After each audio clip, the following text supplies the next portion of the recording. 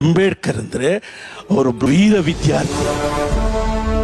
ವಿದ್ಯಾರ್ಥಿ ಆದ್ರೆ 50 ವರ್ಷ ಅವಮಾನವನ್ನ ತಡ್ಕೊಂಡು ಅವಮಾನವನ್ನ ತುಳಿದು ಅಭಿಮಾನವನ್ನ ಜೀವಂತವಾಗಿಟ್ಕೊಂಡು ಭಾರತದ ಸ್ವಾತಂತ್ರ್ಯ ಸಮರದ ಸಮಯಕ್ಕೆ ಸರಿಯಾಗಿ ಕೋಟ್ ಧರಿಸಿ ಬಂದು ಕೊಟೇಶನ್ಸ್ ಹೇಳಿದ್ರಲ್ಲ ಅವರು ಅಂಬೇಡ್ಕರ್.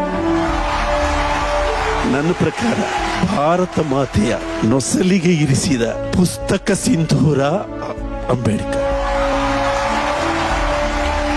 ಅವರು ವೀರ ವಿದ್ಯಾರ್ಥಿ, ವಿಶ್ವಾಸಿ, ಕಾಯಕ ಸೂರ್ಯ ಅಂತೀವಿ ನಾವು ಅವ್ರನ್ನ. ಅಂದ್ರೆ ಅವ್ರು ಬದುಕಿದಷ್ಟು ದಿವಸ ಕೆಲಸ ಮಾಡ್ತಾ ಇದ್ರು. ಅವರು ಒಂದೂರಿಂದ ಇನ್ನೊಂದು ಊರು ಹೊರಟ್ರೆ ಕನಿಷ್ಠ 10 ಟ್ರಂಕ್ಗಳು ಪುಸ್ತಕಗಳು ಅವರಿಂದ ಹೋಗೋದು. ಭಾರತಕ್ಕೆ, ಭಾರತೀಯ ಸಂಸ್ಕೃತಿಗೆ, ಭಾರತೀಯ ಪ್ರಾಚೀನ ಪರಂಪರೆಗೆ ಒಂದು ಸಿಂಬಲ್ ಬೇಕಾಗಿತ್ತು.